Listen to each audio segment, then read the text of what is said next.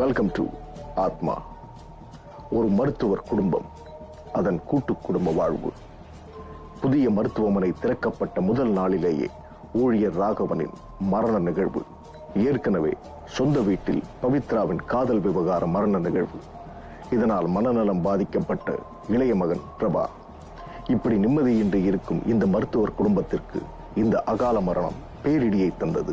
காதல் தோல்வியால் தன் காதலியை இழந்து இல்லாதவள் தன் கண்முன்னே இருப்பது போல் கற்பனை செய்து கொண்டிருக்கிறான் இளைய மகன் பிரபா. ஆனால் அது கற்பனை அல்ல, நிஜம்தான் என்பது பிரபாவிற்கு மட்டுமே தெரியும். இது கற்பனையா அல்லது நிஜமா? பவித்ராவின் மரணத்தை தொடர்ந்துதான் இந்த இரண்டாவது மரணம் நிகழ்ந்ததா அல்லது பவித்ராவின் மரணத்தினால் தான் இந்த இரண்டாவது மரணம் நிகழ்ந்ததா? வாருங்கள் ஆத்மாவிற்குள் செல்வோம்.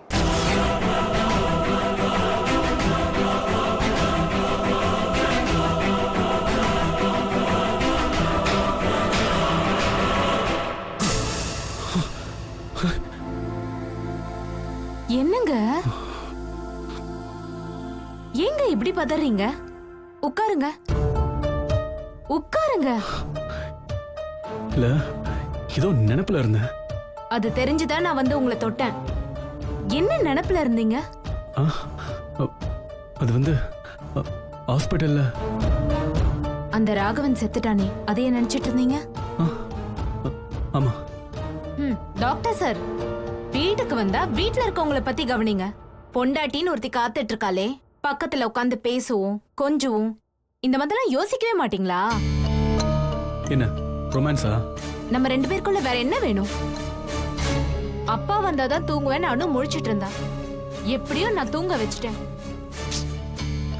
சரி, நீ போய் படுத்துக்கோ, நான் வந்துடுறேன். நான் படுத்தா தூங்கிடுவேன். சரி, தூங்கு. நிஜமா தூங்கிடுவேன். சகுந்தலா, நான் வரேம்மா, நீ போ ப்ளீஸ்.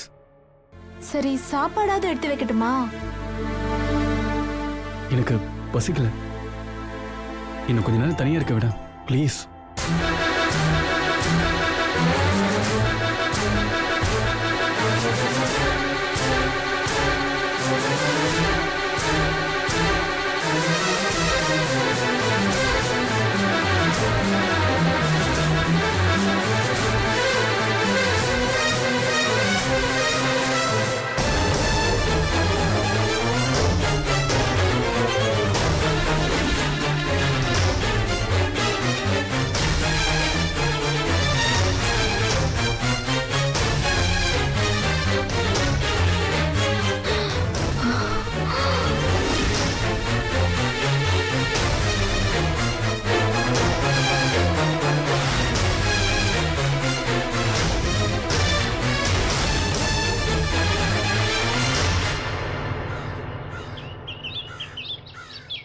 பவித்ரா, சீக்கிரம் ரெடி ஆயிடு. நான் இன்னைக்கு உன்னை பீச்சுக்கு கூட்டிட்டு போறேன். அங்க போயிட்டு உனக்கு சாக்லேட், பிஸ்கெட், வேர்க்கடலை எல்லாமே வாங்கி தரேன். உனக்கு பிடிச்சதெல்லாம் வாங்கி தரேன். உனக்கு பிடிச்சதெல்லாம் வாங்கி தரேன்ல, நீ எனக்கு என்ன வாங்கி தருவ? சொல்லு பவித்ரா.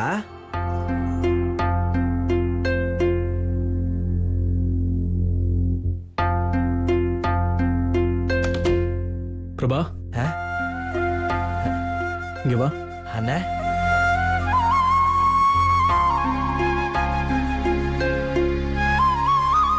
யாருக்கிட்டடா பேசிட்டு இருக்க?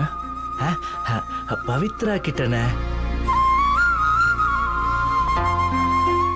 பவித்ரா எங்கடா? கூப்பிடவா? சரி, கூப்பிடு. பவித்ரா, பவித்ரா, பவித்ரா, எங்க போன? இங்க வா பவித்ரா. அண்ணன் ஒண்ணு சொல்ல மாட்டாரு.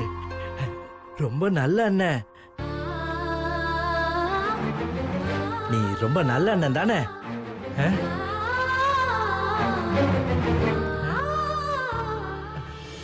இல்லடா, நான் ரொம்ப நல்ல அண்ணன் இல்ல. அப்போ நீ கேட்ட அண்ணனா?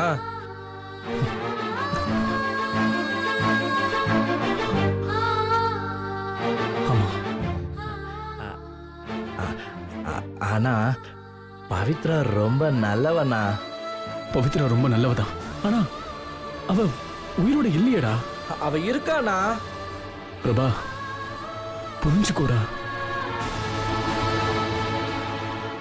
பவித்ரா செத்து போயிட்டடா.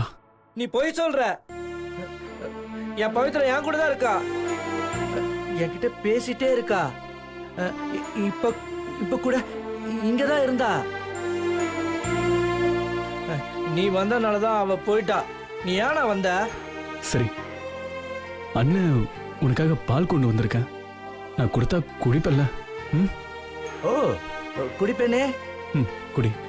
ஆனா பாவுனா பவித்ரா, அவளுக்கும் நீ பால் கொண்டு வரியா? இத பாரு, முதல்ல நீ பால் குடி. நீ குடிச்சதும் இதே கிளாஸ்ல நான் பவித்ரா கொண்டு வரேன், சரியா? அப்ப சரி. அப்போ பவித்ராவுக்கு கொடுப்பல்ல? குடுப்பண்டா, நீ குடி.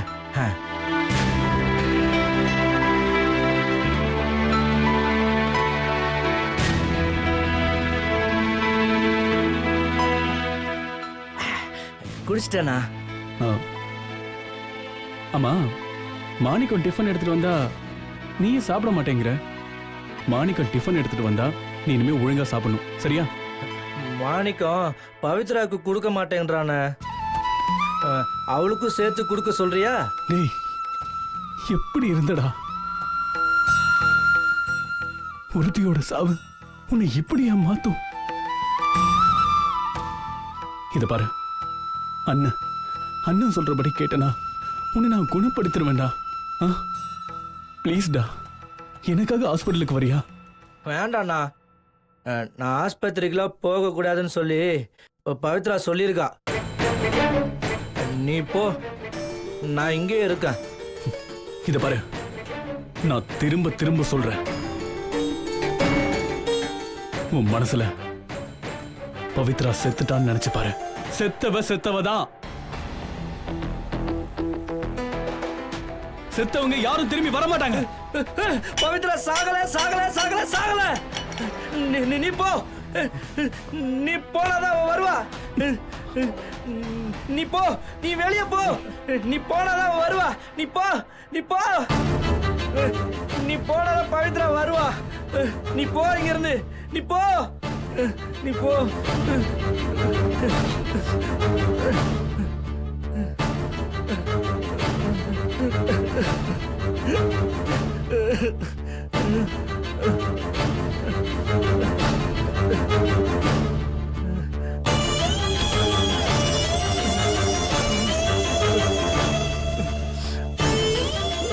பவித்ரா,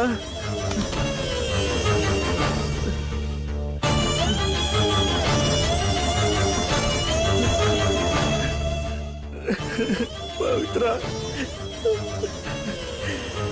என் பவித்ரா சாகல. சிஸ்டர், டாக்டர் விஜய் வந்துட்டாரான்னு பாருங்க. Okay sir. ரொம்ப கிரிட்டிக்கலான கேஸா இருக்கு டாக்டர்.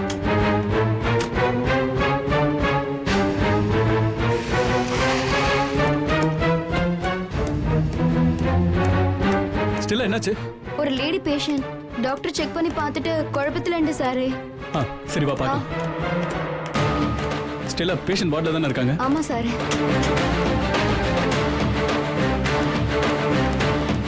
Doctor, what happen? என் சர்வீஸ்ல இப்படி ஒரு கேஸை நான் பார்த்ததே இல்ல.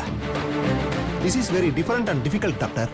சார், பல்ஸ் ரேட் ஐடென்டிஃபைவே பண்ண முடியல. ஹார்ட் பீட் ரொம்ப ஜாஸ்தியா இருக்கு.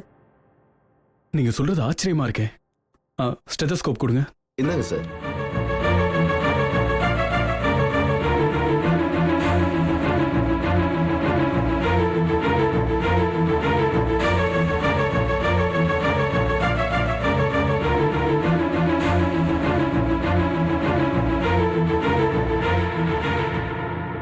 என்னால நம்பவே முடியல.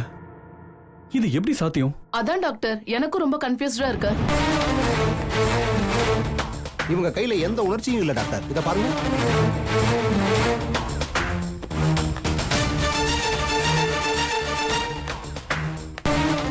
பேஷண்ட் கூட யார் வந்திருக்காங்க? தனியா தான் வந்தோம் சாரே. யாருன்னு விசாரிக்கிறதுக்குள்ள மயக்கம் போட்டு விழுந்துட்டாங்க. ஓகே, இவங்களை ஐசியூக்கு ஷிஃப்ட் பண்ணி எமர்ஜென்சி அப்சர்வேஷன்ல வைங்க. தேவைப்பட்டா ஆக்சிஜன் கொடுங்க. அப்புறம் எவ்ரி 5 minutes பல்ஸ் ரேட்டை மானிட்டர் பண்ணிடுங்க. ஓகே? Okay doctor.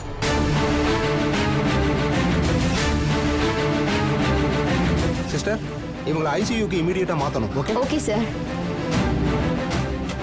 பேஷண்ட் ஐசியூக்கு மாத்தணும். நான் போய் வீல் சேர் எடுத்துட்டு வர வரைக்கும் நீ இங்கே இரு. சரி.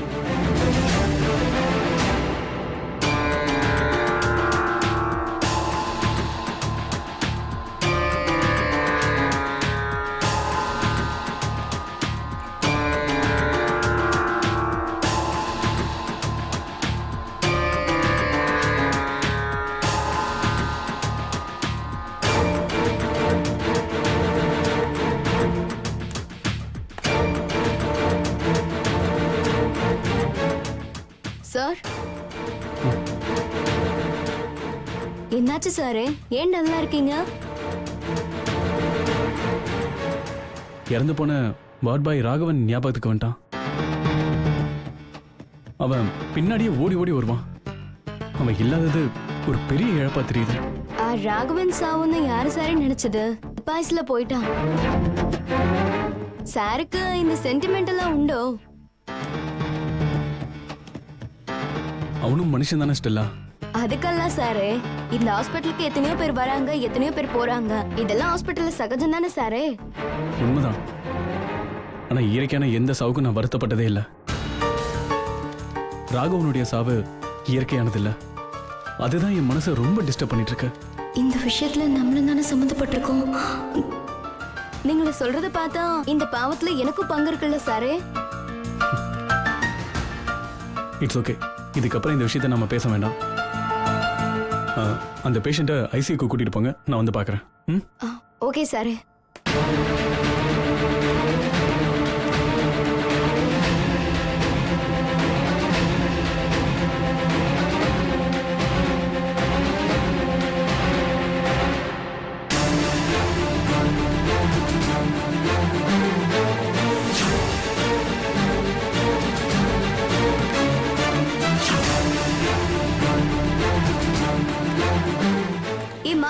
இங்கிருந்து பேஷண்ட் எங்க? ஏய், என்ன விளையாடுறியா? இப்பதானே நீ வீல் சேர் கொண்டு வந்த. பேஷண்ட் அதுல உட்கார வச்சு நீ தள்ளிட்டு போன. இப்ப வெறும் சேரை கொண்டு வந்து பேஷண்ட் எங்கன்னு கேக்குற? ஏய், நான் இப்பதானே வீல் சேர் கொண்டு வந்தேன். இப்ப வெறும் சேரை கொண்டு வந்து என்ன முட்டாளாக்குறியா? ஐயடா, நீ என்ன முட்டாளாக்குறியா இல்ல நான் உன்னை முட்டாளாக்குறேனா? போய் ஐசியூல பாரு. உன்கிட்ட ஆர்கியூ பண்ண எனக்கு டைம் இல்ல. நிக்கடி.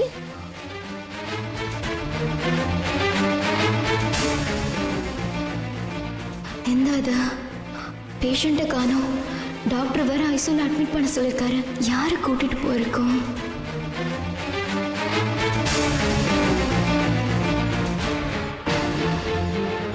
ஹலோ, ஒரு நிமிஷம் நில்லுங்க. யார் பேஷண்ட்டை கூட்டிட்டு போறது? நில்லுங்க. நான் கூப்பிடுறது காதுல கேட்கலையா? ஒரு புறம் தனது இளைய தம்பியின் மனநிலை பிரச்சனை, மறுபுறம் தொழில் ரீதியாக புதிதாய் கட்டப்பட்ட மருத்துவமனையில் நடக்கும் அதிர்ச்சியூட்டும் அமானுஷ்ய பிரச்சனைகள். இந்த பிரச்சனையிலிருந்து இந்த மருத்துவ குடும்பம் எப்படி தப்பிக்கப் போகிறது? சோதனைகளை எப்படி சமாளிக்கப் போகிறது? வசதிக்கு எந்த குறையும் இல்லாத மருத்துவர்களின் குடும்பத்தின் ஒரே மைய பிரச்சனை பிரபா பவித்ரா காதலின் துக்க நிகழ்வுதான். அது எதனால் நடந்தது என்ற நிதர்சனமான உண்மை தெரியாதவரை அந்த மருத்துவமனையில் நடந்து கொண்டிருக்கும் சங்கிலி தொடரான அமானுஷ நிகழ்வுகளுக்கும் எந்த காரணமும் இல்லை. இந்த நிலையில் சிக்கலில் தவித்துக் கொண்டிருக்கும் கேரளத்து செவிலி பெண் ஸ்டெல்லாவின் நிலை என்னவாக இருக்க போகிறது? சிகிச்சைக்கு வந்திருக்கும் அந்த மர்ம பெண் யார் அவள்? வாருங்கள் பார்க்கலாம்.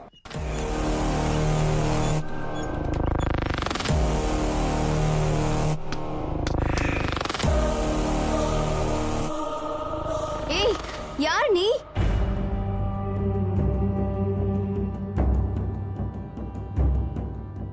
பேஷண்ட் எங்க?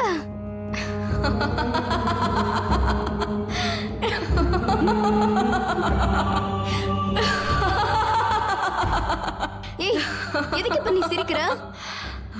யார் நீ?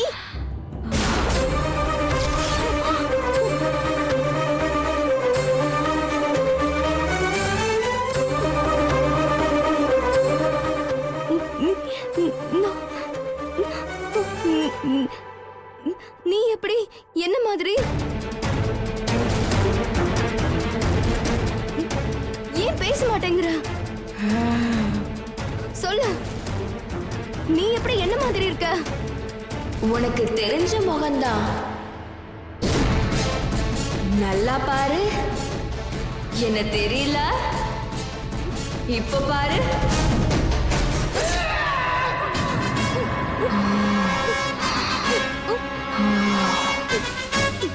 நீயா?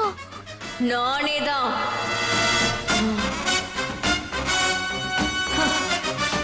ஹாஸ்பிடலுக்கு எத்தனையோ பேர் வராங்க, எத்தனையோ பேர் சாவுறாங்க. இதெல்லாம் சகஜம் தானே? அது அது அது இப்போ உன் சாவு நிச்சயமாயிடுச்சு.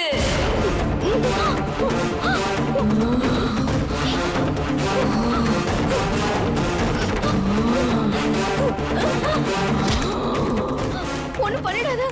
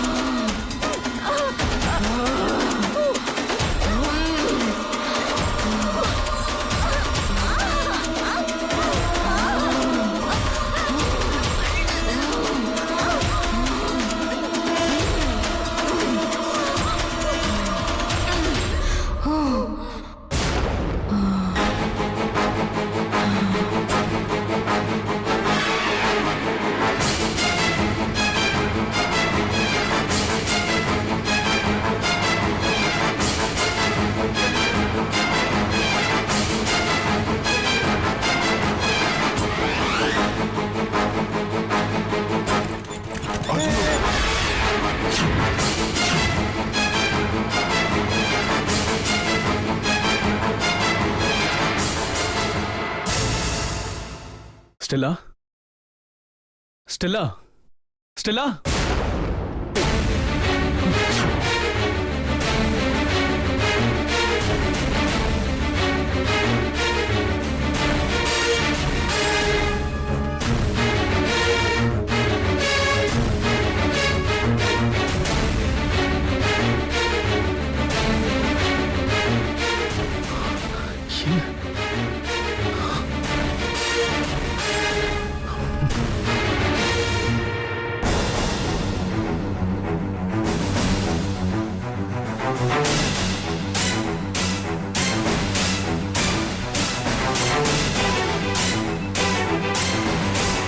அதிர்ச்சி அளிக்கும் விதமாக செவிலிப்பெண் நர்ஸ் ஸ்டெல்லாவின் மரணம் தனது பழைய கணக்கையும் பழிக்கணக்கையும் நேருக்கு நேராக முடிக்க துவங்கிவிட்டது.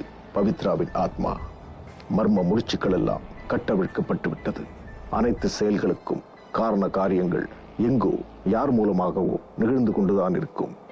இது பிரபா பவித்ரா காதலுக்கும் பொருந்துமா? மருத்துவமனை ஊழியர்களின் தொடர் மரணங்கள் அனைவருக்கும் பீதியையும் பயத்தையும் உண்டாக்கி இருக்கிறது என்பது உண்மைதான். ஆனால் இது பவித்ரா ஆத்மாவின் பழிவாங்கும் படலம்தான் என்பதை யாரும் அறிந்திருக்க வாய்ப்பில்லை. அறிந்த 2 பேரும் இப்போது உயிரோடும் இல்லை. இனி என்ன நடக்கப் போகிறது?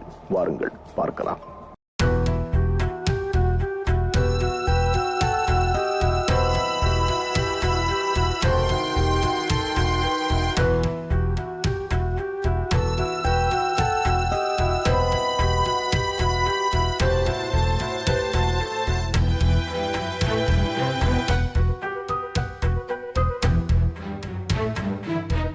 டாக்டர், நர்ஸ் ஸ்டெல்லாவோட மரணம் இயற்கையா நடந்ததா தெரியல. அவ கொல்லப்பட்டிருக்கா. போஸ்ட்மார்ட்டம் ரிப்போர்ட் அப்படி சொல்லலையே. நெஞ்சு விடிச்சு சதறி இருக்கு. மற்றபடி கொலைக்கான எந்த அறிகுறியும் இல்லைன்னு தானே சொல்றாங்க. சார், அந்த ராகவன் சாவு கூட இந்த மாதிரி தான் சார் நடந்தது. உண்மைதான்.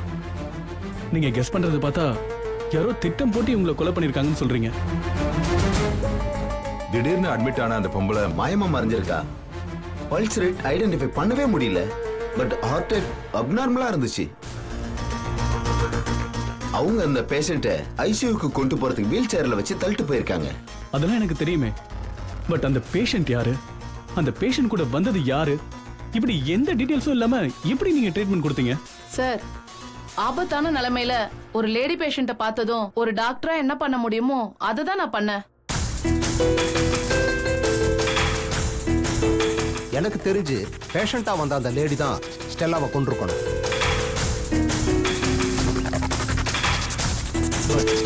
ஸ்டெல்லா இருந்த அந்த ரூம்ல வேற யாரும் இல்லையே. சார் எனக்கு என்னமோ ஏதோ தீய சக்தியா இருக்குமோன்னு தோணுது. கரெக்ட்.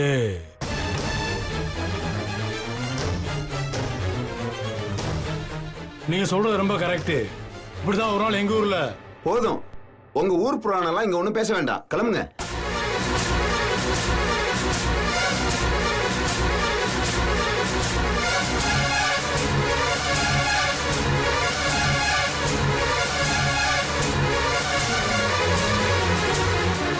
தீய சக்தி அமானுஷன் ஒரு டாக்டர் நீங்களே இப்படி பேசக்கூடாது. என்ன நடந்திருக்குன்னு உண்மை தெரியாம கற்பனை கலந்து எதையும் பேசாதீங்க ப்ளீஸ்.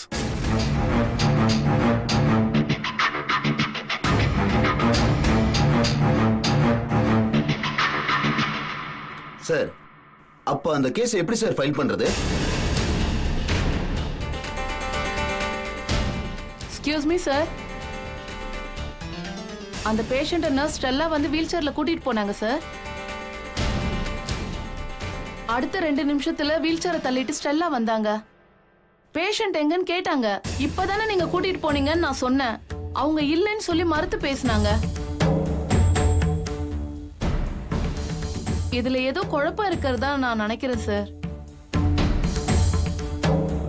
நீங்க சொல்றத பார்த்தா 2 ஸ்டெல்லாவும் ஒரே உருவத்துல இருக்குன்னு சொல்ல வரீங்களா? அப்படி இருக்க சான்ஸ் இல்ல சார். பட் ஸ்டெல்லா ஏன் என்கிட்ட அப்படி பேசினாங்கன்னு தெரியல. நடந்தது என்னன்னு செத்து போன ஸ்டெல்லாக்கு மட்டும்தான் தெரியும். இந்த விஷயத்த யாரும் பெருசு பண்ண வேண்டாம். ஸ்டெல்லா நெஞ்சு வலியில துடிச்சா ட்ரீட்மெண்ட் கொடுத்தோம், எந்த பிரயோஜனமும் இல்ல. இப்படிதான் நம்ம ரிப்போர்ட் கொடுக்க போறோம். அப்படி செஞ்சா அது தப்பு இல்லையா சார்? தப்புதான். ஆனா நம்ம வேற என்ன செய்ய முடியும்? ஆல்ரெடி ஆபரேஷன் தியேட்டர் ஓபன் பண்ணும்போது வார்ட் பாய் ராகவன் இங்க பொணமா தூங்குவான்னு யாராவது நினைச்சு பார்த்தோமா? இப்போ மர்மமான முறையில ஸ்டெல்லா செத்துருக்காங்கிற விஷயம் வெளியே தெரிஞ்சா போலீஸ் வரும், என்கொயரி, அது இதுன்னு ஏகப்பட்ட ஃபார்மாலிட்டிஸ் இருக்கு. நம்ம ஹாஸ்பிட்டல் பேரும் கெட்டுரும், பேஷண்ட்டும் யாரும் வர மாட்டாங்க. ஹாஸ்பிட்டல்ல இழுத்து மூடிட்டு அப்புறம் நம்ம எல்லாருமே வீட்டுக்கு போக வேண்டியதான். இதுக்கு மேல உங்க இஷ்டம். நாளைக்கு இதே மாதிரி நிலைமை இன்னொருத்தருக்கு வந்தா நம்ம என்ன சார் பண்ண போறோம்? இந்த மாதிரி பயந்து பயந்து நம்ம தொழில் பண்ண முடியுமா? நம்ம யாருமே குற்றவாளியை மறைச்சு பேசல. குற்றவாளி யாருன்னே தெரியல. ஹாஸ்பிட்டல் ஃபுல்லா சிசிடிவி கேமராவை ஃபிக்ஸ் பண்ண சொல்லியிருக்கேன். சந்தேகப்படுற மாதிரி யார் வந்தாலும் அனுமதிக்க கூடாதுன்னு செக்யூரிட்டி கிட்ட ஸ்ட்ராங்கா சொல்லியிருக்கேன். நீங்க எல்லாருமே கொஞ்சம் தைரியமா இருங்க. இனிமே நிச்சயமா இந்த மாதிரி யாருக்கும் நடக்காது, சரிங்களா? ஓகே சார், நான் என் டியூட்டியை பார்க்குறேன்.